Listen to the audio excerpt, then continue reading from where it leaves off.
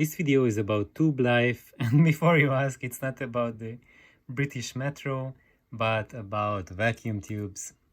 And it was prompted by really good comments on one of the videos. And when I scroll down here, this is Corey's comment, and he commented on the direct heated tubes. What about their current dissipation capability? How about their transconductance? Is there a way to precondition new power tubes? And this really prompted me to tell you all a little bit more about the life of vacuum tubes and what are the factors that affect vacuum tube life. Can you recondition different kinds of vacuum tubes? Yes, you can, and I will tell how, and it depends on the type of the vacuum tube and also those processes that affect the aging of the vacuum tubes are really dependent on what kind of vacuum tube is. And the tube aging and tube reconditioning or rejuvenation or preconditioning depends on whether your vacuum tube is one of these three types. So this is the most common type. So today, if you buy a tube amp, I would say it's almost 100% the case that it has an indirect heated vacuum tube.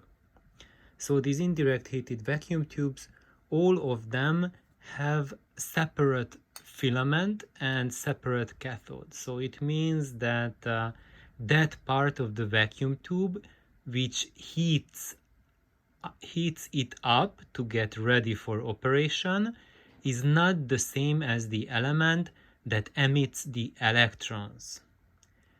When we look at the direct heated tubes, these two types are direct heated. In those cases, the filament and the cathode are one and the same. However, there's one big difference between these two types of direct heated tubes. So in both cases, the cathode structure is the same. There's no difference in that.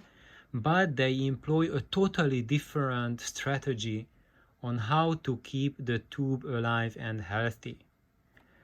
And this is going to be a really big subject, what's going on here. So for now, as a preview, I will tell you all that one of the key factors that affects vacuum tube life is the gases that are inside the bulb.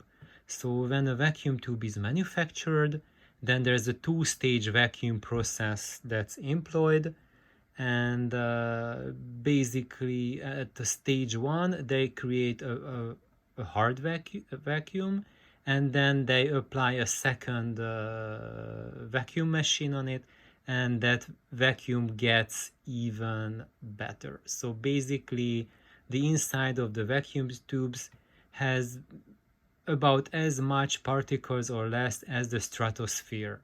So basically it's a vacuum inside the vacuum tube and that's why it's called a vacuum tube, right?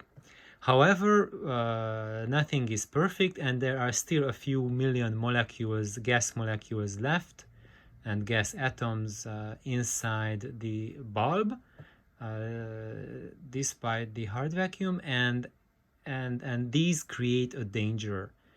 So whenever these gas atoms, they get within the plate structure, so they get between the cathode and the plate, they get ionized, and due to the ionization process, they will one will, of course, the negative part will shoot up to the plate and the positive will shoot to the cathode.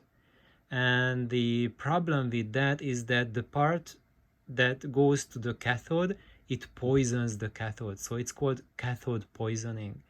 And and as a result of this process, the cathode will be able to emit less and less electrons. And this is the reason why tubes get weaker and weaker. This is the main mechanism of tube aging, the cathode poisoning. And to avoid cathode poisoning, early on they have developed two techniques. One of the techniques is the getter.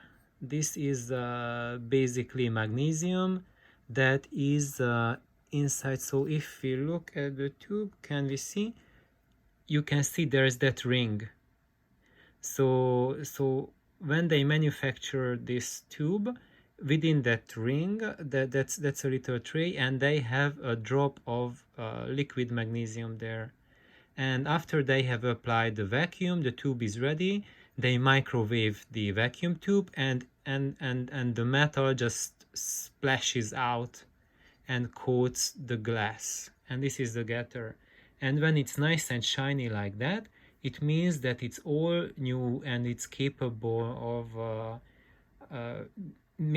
creating a chemical reaction with the gas atoms and molecules inside, and they will get caught on the getter. And for that process to happen, it needs to be hot.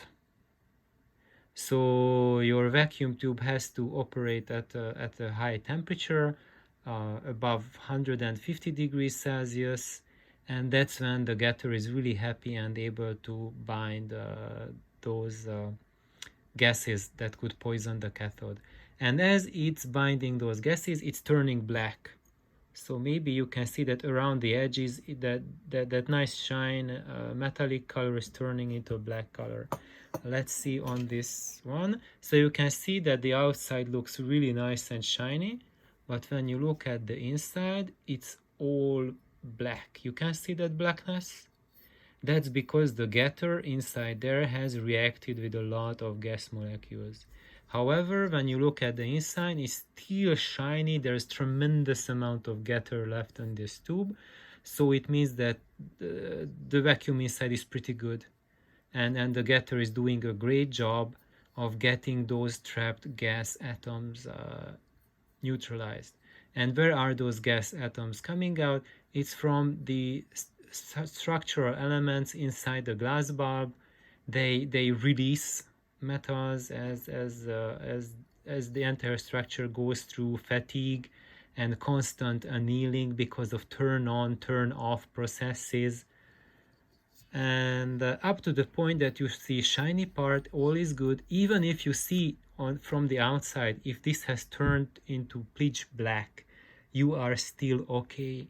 And then you will see that that black area starts to shrink and get smaller and smaller. And if you see like this type of tube and you see no getter around it, looks like this, it means that tube is very close to the end of its life.